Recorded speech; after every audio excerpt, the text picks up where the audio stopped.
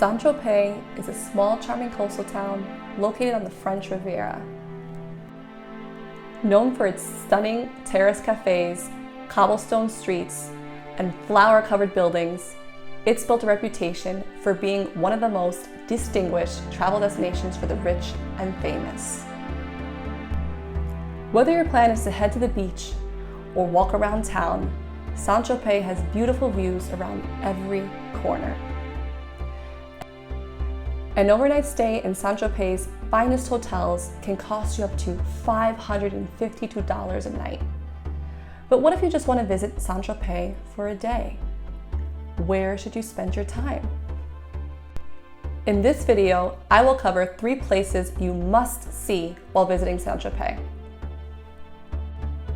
These places are all affordable, depending on what you order, of course. Saint Tropez was just one of my destinations while visiting the French Riviera.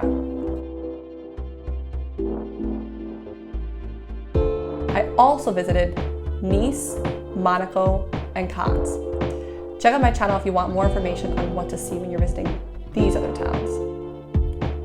Of all the beautiful places in the south of France, Saint Tropez was definitely one of my favorite, but it's also one of the least accessible. I recommend staying in Cannes and renting a car and then driving to Saint Tropez. This is exactly what I did.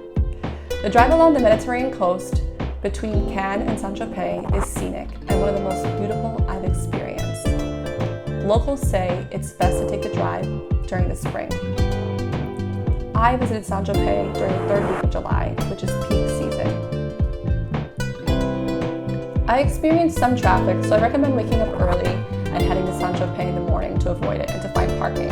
If you wake up early enough, you can park your car in the 3-hour parking lot, which will cost you about $9 to $10 at the time of this filming. I started my day trip by visiting the harbor. There you'll find a row of beautiful yachts parked side by side. Take a moment to take in the ocean views and to feel the sea breeze. Along the harbor, you will find the cutest restaurants and cafes.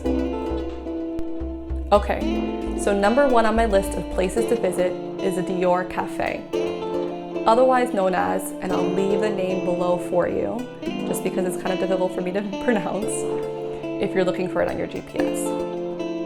The Dior Cafe literally took my breath away.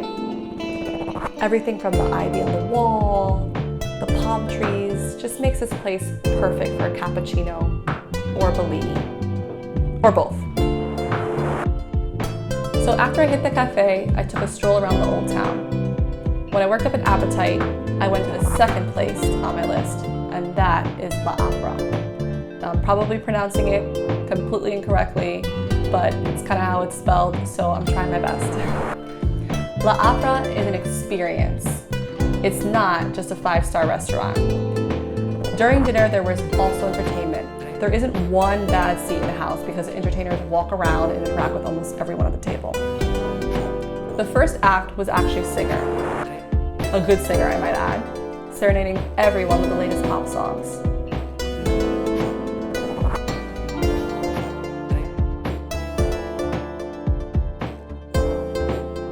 Next, we got to see an aerial performer while watching the sunset. Located along the harbor, the restaurant is in a great location and has excellent food. The restaurant can be pricey, but the price also is largely dependent on what you order. For those of you on a budget, I recommend getting an appetizer and a drink there. La Opera also turns into a nightclub at midnight, so if you're looking for a party, it's a great place to find one. After dinner, I wanted to see more of Saint Tropez, so I continued walking around the old town and stumbled upon Hotel Pandey Palace. I'm sorry, I know I'm butchering the name. So this is my 3rd recommendation to you. I had a blast as it provided the perfect ambiance to go along with a cocktail. And there you have it, my 3 recommendations for a day trip in Saint Tropez. I hope you found these helpful and enjoy your day trip to Saint Tropez. Au revoir!